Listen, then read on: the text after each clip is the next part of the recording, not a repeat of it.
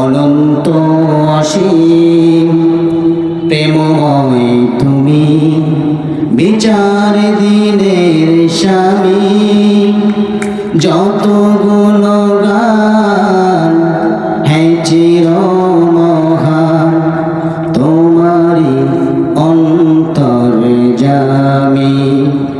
ধুলোকে ভুলোকে সবারে সারিয়া তোমারে চরণে পড়ি লুটাইয়া, তোমারি সকাশে যাচ্ছি হে সকতি, তোমারি করুণা কামি। কেউ মারহাবা করবেন না? গ্রহণ করার পরে আবু তালহা বিশ্বনবী মুহাম্মদুর রাসূলুল্লাহ সাল্লাল্লাহু আলাইহি ওয়াসাল্লামের পিছনে নামাজ আদায় করেন। প্রতিদিন ফজরের ওয়াক্তে 5 ওয়াক্ত নামাজ আদায় করেন। এই আবু তালহা তার স্ত্রীকে বাড়িতে রেখে আসেন। ভোরবেলায় ফজরের যখন আজান হয়ে যায়, ফজরের আজান হওয়ার সঙ্গে সঙ্গে আবু তালহা বিশ্বনবী মুহাম্মদুর রাসূলুল্লাহ সাল্লাল্লাহু আলাইহি ওয়াসাল্লামের একদম শেষের দিকে পিছনের কাতারে এসে দাঁড়াইয়া পড়েন। আমার ভাইরা, এইভাবে সর্বপ্রথম নামাজ শেষ করে আবু তালহা প্রথমে বাড়িতে চলে যায়। এইভাবে 2-4 দিন যখন চলে গেছে, আবু তালহা রাদিয়াল্লাহু তাআলা আনহুর দিকে সাহাবায়ে কেরাম লক্ষ্য করে দেখতেছেন আবু তালহা সবার আগে চলে যায় কেন? এই কথাটা বিশ্বনবী মুহাম্মদুর রাসূলুল্লাহ সাল্লাল্লাহু আলাইহি ওয়াসাল্লামকে বললেন। ইয়া রাসূলুল্লাহ, ইয়া হাবিবাল্লাহ, আপনার সাহাবী আবু তালহা রাদিয়াল্লাহু তাআলা আনহু প্রতিদিন সব ফজরের ওয়াক্তে চলে আসে, কিন্তু আপনার বয়ান শোনে না, আপনার দাস শোনে না। আপনার দাস না শুনে আবু তালহা বাড়িতে চলে যায়। আমার নবীজি বললেন, ও সাহাবীরা, আগামীকাল আবু তালহা আবার ফজরের নামাজ পড়ার জন্য আসবে। যখন ফজরের নামাজ পড়ার জন্য আসবে, আমার কথা বলবে যে বিশ্বনবী মুহাম্মদুর রাসূলুল্লাহ সাল্লাল্লাহু আলাইহি ওয়াসাল্লাম আবু তালহা তোমাকে আগে যাইতে নিষেধ করেছেন। আমার বন্ধুগণ, বিশ্বনবী মুহাম্মদুর রাসূলুল্লাহ সাল্লাল্লাহু আলাইহি ওয়াসাল্লাম এই আবু তালহাকে পরের দিন কিন্তু আটকায় দিয়েছেন।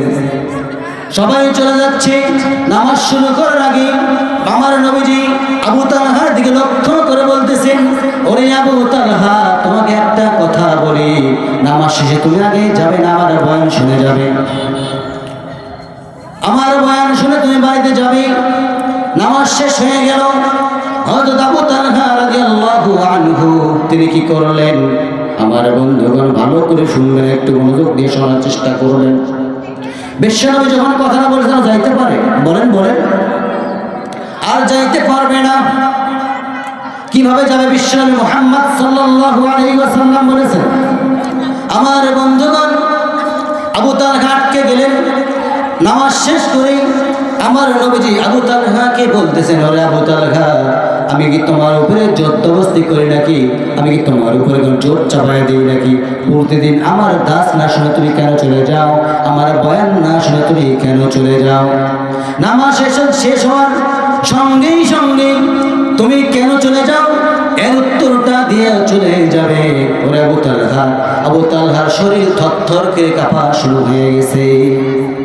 আমার বন্ধুগণ, হযরত আবু তালহা রাদিয়াল্লাহু তাআলা আনহু বলতেছেন, ইয়া রাসূলুল্লাহ, ইয়া হাবিবাল্লাহ, আমি তো এমনি যাইরা মন চাই সারা রাত থেকে শুরু করে নিয়া দিন পর্যন্ত আপনার যেন বয়ানগুলো শুনে শুনে যেন আপনি আমার জীবনটা আপনার জন্য কোরবান করে দিতে পারি, এবং অলরেডি আপনার জন্য আমার জীবন কোরবান করে দিয়েছি। রাসূল সাল্লাল্লাহু আলাইহি ওয়াসাল্লাম বলতেছেন, ওরে আবু তালহা, তাহলে তুমি প্রতিদিন আমার বয়ান না শুনে কেন বাড়িতে চলে যাও? এই কথাটা আমাকে, এই উত্তরটা আমাকে দিয়ে যাও।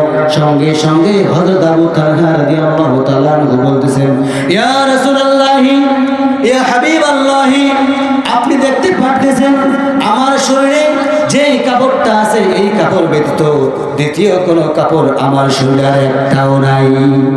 আমার শরীর তো নাই, আমার বাড়ির মধ্যেও নাই। ইয়া রাসূলুল্লাহ, ইয়া হাবিবাল্লাহ, আমি এই ড্রেসটা নিয়ে আমি বাড়িতে নামাজ সবার আগে শেষ করে যখন চলে যাওয়ার পরে আমার স্ত্রীর গর্তের মধ্যে আমি রেখে চলে আসি। আমার স্ত্রী লুঙ্গ হয়ে থাকে, আমি একটা কাপড় দিয়ে আমরা স্বামী স্ত্রী দুইজনেই চলি। ইয়া রাসূলুল্লাহ, ইয়া হাবিবাল্লাহ, একটা কাপড় দিয়ে আমরা দুইজন স্বামী স্ত্রী চলি। আমি যখন নামাজের মধ্যে চলে আসি তখন আমার স্ত্রী উলঙ্গ থাকে। যখন নামাজ সবার আগে শেষ করি আমি যখন ওই গুহার মধ্যে চলে যাই, আমার স্ত্রী আমার কাপড়টা দিয়া আমি খুলে দেই, আমি উলঙ্গ হয়ে যাই। আমার স্ত্রী ওই কাপড় দিয়া নামাজ পড়ি, সবে সাদিক হওয়ার পরে আমি চলে আসি।